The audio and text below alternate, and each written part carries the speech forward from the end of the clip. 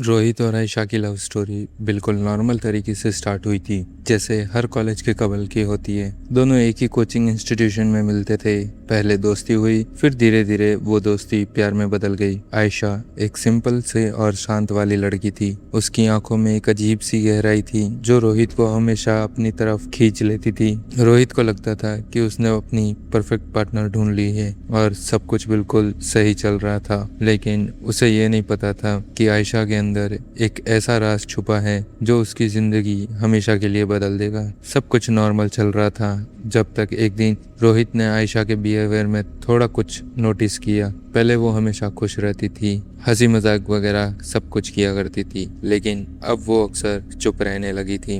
कभी कभी वो इतनी देर तक एक ही जगह ताकते रहती थी जैसे किसी को देख रही हो, लेकिन वहाँ कोई नहीं होता था। रोहित ने उसे कई बार पूछा कि क्या बात है, लेकिन आयशा बस इतना कहती थी, कुछ नहीं, बस थोड़ा टायर्ड हूँ। उसकी आवाज में एक अजीब सी ठंडक थी जो पहले कभी नहीं थी। एक रात रोहित को आयशा का कॉल आया। वक्त था रात के करीब 2 बजे। रोहित ने नींद में ही कॉल उठाया, लेकिन दूसरी तरफ से जो आवाज आई वो आयशा की नहीं लग रही थी। वो आवाज बहुत हैवी और धीमी थी, जैसे कोई दूर से बोल रहा हो, रोहित तुम मुझे छोड़ोगे तो नहीं ना। रोहित एकदम से जाग गया। उसने तुरंत पूछा, आयशा तुम ठीक हो? लेकिन कुछ सेकंड्स तक सिर्फ खामोशी रही और फिर कॉल कट हो गया। अगली सुबह जब रोहित ने आयशा से इस बारे में बात की तो उसने सीधा मना कर दिया कि उसने कोई कॉल नहीं किया था। रोहित को लगा शायद वो मजाक कर रही है, लेकिन उसकी आंखों में सच में कंफ्यूजन था। वो सच में नहीं जानती थी कि रात को क्या हुआ था। रोहित थोड़ा डिस्टर्ब हो गया, लेकिन उसने इस बात को ज्यादा सीरियस नहीं लिया। उसे लगा शायद कोई नेटवर्क इशू या फिर मिसअंडरस्टैंडिंग होगी। लेकिन उस रात के बाद रोहित को एक अजीब सी फीलिंग आने लगी, जैसे कुछ गलत होने वाला है। जब भी वो आयशा के पास होता उसे लगता कोई और भी उसे देख रहा है। कभी कभी आयशा की परछाई उसकी बॉडी से अलग डायरेक्शन में मूव करती, जो फिजिकली पॉसिबल नहीं था। रोहित ने पहले इसे इग्नोर किया, लेकिन उसे अंदाजा नहीं था ये सिर्फ शुरुआत है, असली डर अभी शुरू भी नहीं हुआ था। अगले कुछ दिनों में रोहित ने आयशा के बिहेवियर में कुछ और भी ज्यादा चेंजेस नोटिस करना शुरू कर दिया। पहले वो बस चुप रहती थी, लेकिन अब उसका मूड बिना किसी वजह से एकदम से चेंज हो जाता था। कभी वो बहुत ज्यादा प्यार की बातें करती, इतनी ज्यादा कि रोहित भी खुद अनकंफर्टेबल फील करने लगता, और कभी बिना किसी रीजन के गुस्से में आकर उसे दूर भगा देती थी। सबसे अजीब बात ये थी कि उसकी आंखों के एक्सप्रेशंस हर बार अलग होता था, जैसे कभी वो आयशा हो ही नहीं। एक दिन कोचिंग के बाद रोहित ने डिसाइड किया कि वो आयशा को घर तक ड्रॉप करेगा। रास्ते में एक छोटी सी गली से गुजरता है जहाँ स्ट्रीट लाइट अभी प्रॉपरली काम नहीं करती है। जैसे ही वो उस गली में घुसे, आयशा अचानक रुक गई। उसने रोहित का हाथ इतनी जोर से पकड़ा कि रोहित को दर्द होने लगा। रोहित ने पूछा क्या हुआ, लेकिन आयशा ने कोई जवाब नहीं दिया। वो बस सामने अंधेरे में घूरती रही। उसकी सांसें तेज हो रही थी और फिर धीरे उसने कहा, तुम्हें भी दिख रहा है ना? रोहित का दिल जोर जोर से धड़कने लगा। उसने डर के मारे पीछे मुड़कर देखा, लेकिन वहाँ कुछ नहीं था। जब उसने वापस आयशा की तरफ देखा तो उसकी आंखें बिल्कुल बदल चुकी थी, पूरी तरह से काली, बिना किसी चमक के। रोहित एक सेकंड के लिए जम गया। उसने तुरंत आयशा को हिलाया और कुछ ही पल बाद उसकी आंखें नॉर्मल हो गईं। आयशा एकदम से कंफ्यूज और बोलने लगी, क्या हुआ? तुम ऐसे क्यों देख रहे हो? रोहित ने डर के बावजूद कुछ नहीं बताया, लेकिन उसका डर अब सच में बढ़ने लगा था। उस रात रोहित ने डिसाइड किया कि वो सच जानकर रहेगा। उसने आयशा के बेस्ट फ्रेंड नेहा को कॉल किया। उससे बात हुई। पहले तो नेहा सब भी नॉर्मल बताने लगी, लेकिन जब रोहित ने प्रेशर डाला तो उसने एक बात बताई। नेहा ने कहा कि कुछ महीने पहले आयशा अपनी फैमिली के साथ एक पुराने गाँव गई थी, जहाँ उन्होंने एक पुरानी हवेली में विजिट किया। उस दिन के बाद से आयशा थोड़ी बदली बदली सी रह गई है, लेकिन किसी ने इस बात को सीरियसली नहीं लिया। रोहित के दिमाग में अब कनेक्ट सब कुछ हो चुका था। रात के कॉल्स, अजीब बिहेवियर, आंखों का बदलना, सब कुछ एक ही तरफ इशारा कर रहा था, लेकिन वो अब भी इस बात को एक्सेप्ट नहीं कर रहा था कि ये सब सुपरनेचुरल हो सकता है। उसने डिसाइड किया कि वो आयशा को सीधा सच पूछेगा, लेकिन उसे ये नहीं पता था सच जानने की कोशिश उसे एक ऐसे डर के सामने ला खड़ा करेगी जहाँ से वापस आना शायद पॉसिबल ना हो। अगली शाम रोहित ने डिसाइड कर लिया कि वो आयशा को सीधा जाके पूछेगा। उसने उसे एक शांत पार्क में बुलाया जहां आसपास ज्यादा लोग नहीं थे। शाम का वक्त था, सूरज ढल रहा था और हवा में एक अजीब सी ठंडक थी। आयशा आई, सब कुछ नॉर्मल लग रहा था, जैसे पिछले कुछ दिन से कुछ हुआ ही ना हो।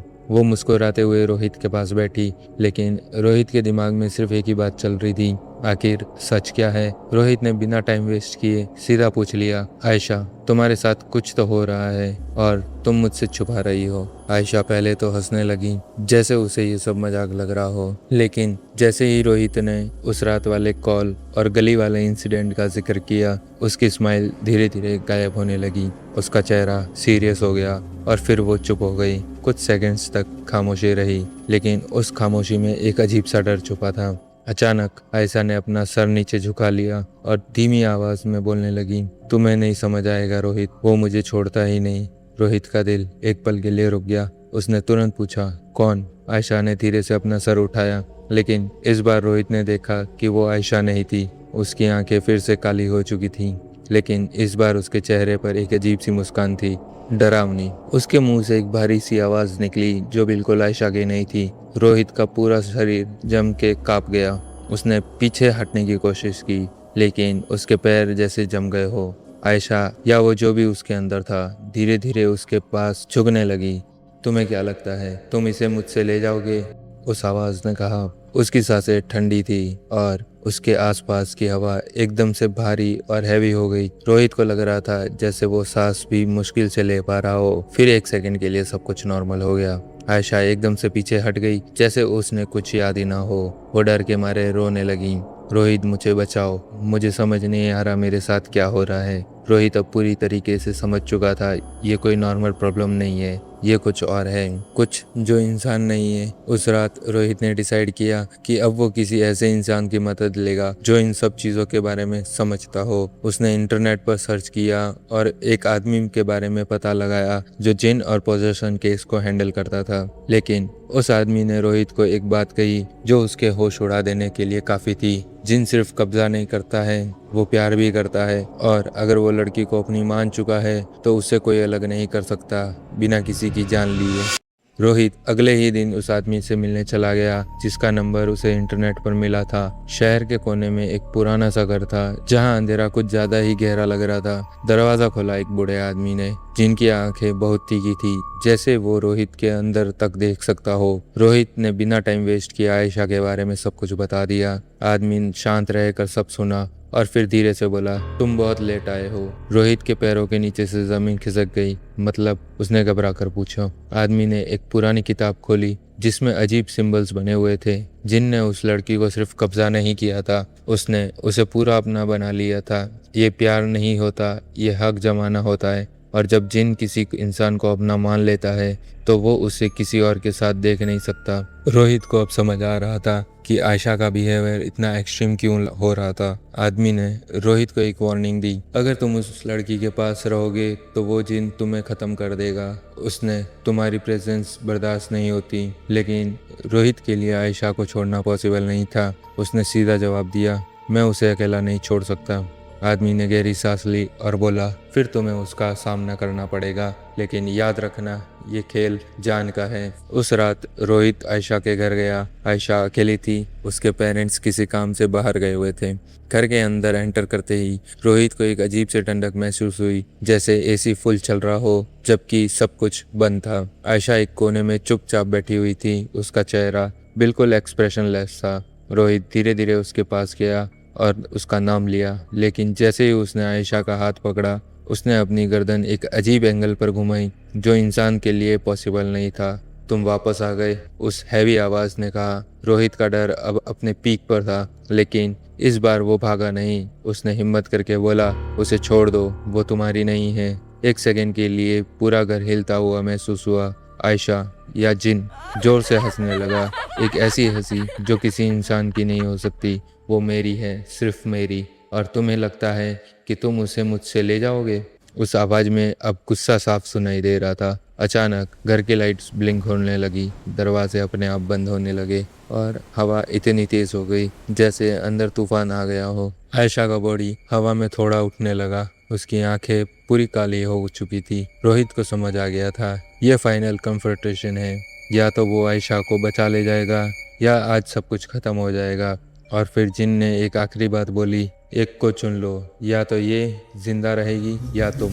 घर के अंदर तूफान जैसा माहौल था। हवा इतनी तेज चल रही थी कि सामान अपने आप हिल रहे थे, दरवाजे जोर जोर से टकरा रहे थे और बीच में आयशा का बॉडी हवा में हल्का सा उठ कर रुक चुका था। रोहित का दिल इतनी तेज से धड़क रहा था, उसे लग रहा था जैसे अभी उसकी सीना फट जाएगा। लेकिन उसके सामने एक चीज थी, आयशा को बचाना, चाहे उसके लिए उसे अपनी जान ही क्यों ना देनी पड़े। एक को चुन लो, जिनकी आवाज फिर से गूंजी और इस बार और भी ज्यादा खतरनाक तरीके से। रोहित की आंखों के सामने आयशा की वो मुस्कुराहट फ्लैश होने लगी, वो मोमेंट जब सब कुछ नॉर्मल था। उसने बिना एक सेकंड सोचे जवाब दिया, मुझे ले जा, उसे छोड़ दे। एक पल के लिए सब कुछ रुक गया, हवा, आवाज, मोमेंट, सब कुछ जैसे वक्त फ्रीज हो गया हो। फिर धीरे धीरे आयशा का बॉडी नीचे आया और वो जमीन पर गिर गई। रोहित ने उसे तुरंत उसकी तरफ भागने की कोशिश की, लेकिन उसके पैर रुक गए। उसे लगा जैसे किसी ने उसे पकड़ लिया हो।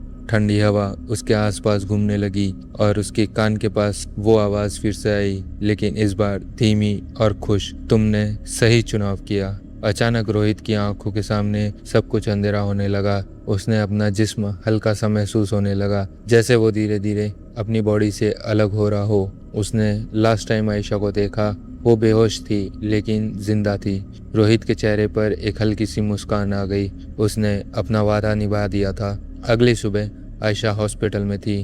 डॉक्टर्स कहते हैं कि अब वो बिल्कुल ठीक है, जैसे उसके अंदर कुछ था भी नहीं। जब उसे होश आया तो उसने सब कुछ याद नहीं था, बस इतना याद था कि रोहित उसके साथ में था। लेकिन रोहित वो कहीं नहीं था, ना उसका फ़ोन मिला, ना कोई ट्रेस, जैसे वो हवा में ही गायब हो गया हो। कुछ दिन के बाद आयशा अपने घर लौट गई। सब कुछ नॉर्मल होने लगा। लेकिन एक रात जब वो अपने रूम में अकेली थी, उसने एक अजीब सी फीलिंग महसूस की, जैसे कोई उसे देख रहा हो। उसने धीरे से मिरर की तरफ देखा और उसका खून जम गया। मिरर में आयशा अकेली नहीं थी, उसके पीछे रोहित खड़ा था, लेकिन वो रोहित नहीं था। उसकी आंखें पूरी काली थी और उसका चेहरा पर वही ठंडी डरावनी मुस्कान थी। तुम मेरी हो। आयशा समझ चुकी थी जिन गया नहीं है।